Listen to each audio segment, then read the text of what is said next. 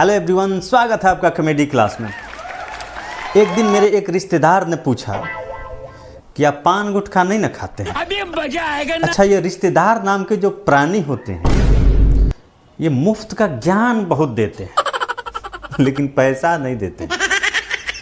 इनसे जब कभी आप पैसा मांगो तो उल्टे आपसे कहेंगे हम तो खुद ही आपसे मांगने वाले थे, एक बहुत ज़रूरी काम आ गया है अचानक। लेकिन देखिए ना, संजोग से आप ही हमसे मांग रहे हैं। और शक्ल भी ऐसा बनाएंगे कि बात इनका बिल्कुल सही लगेगा।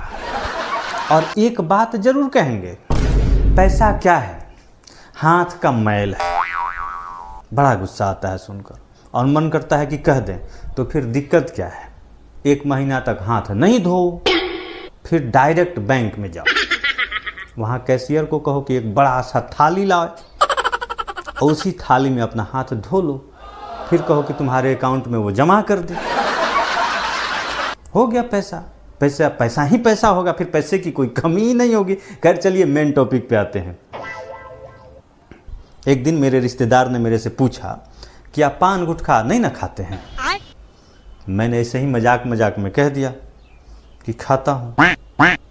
अब तो मेरे पीछे ही पड़ गए। पूरे 2 घंटा इसके दुष्परिणाम समझाए। इस बीच में खुद 5 बार खैनी खाए, 2 बार सिगरेट भी सुलगाए।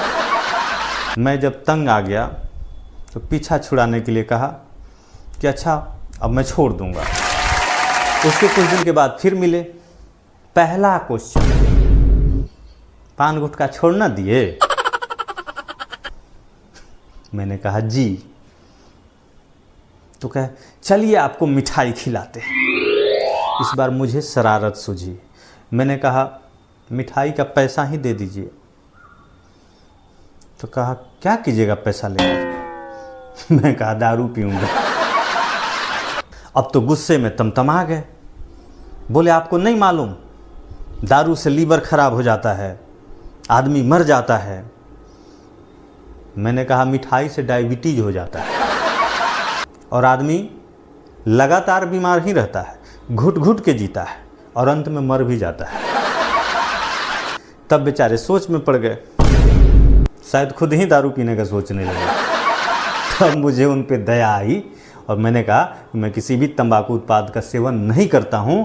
और इतना ही नहीं, मैं दुनिया से भी कहना चाहता हूं कि नशीले पदार्थों को चाहे जो भी हाथ लगाएगा, नशीले पदार्थों को चाहे जो भी हाथ लगाएगा, चिड़िया चुगेगी खेत, बाद में बहुत पछताएगा। डॉक्टर की औकात क्या, उसकी तो बात ही छोड़ो, उसे तो खुद भगवान भी नहीं बचा पाएगा, उसे तो खुद भगवान भी नहीं बचा पाएगा।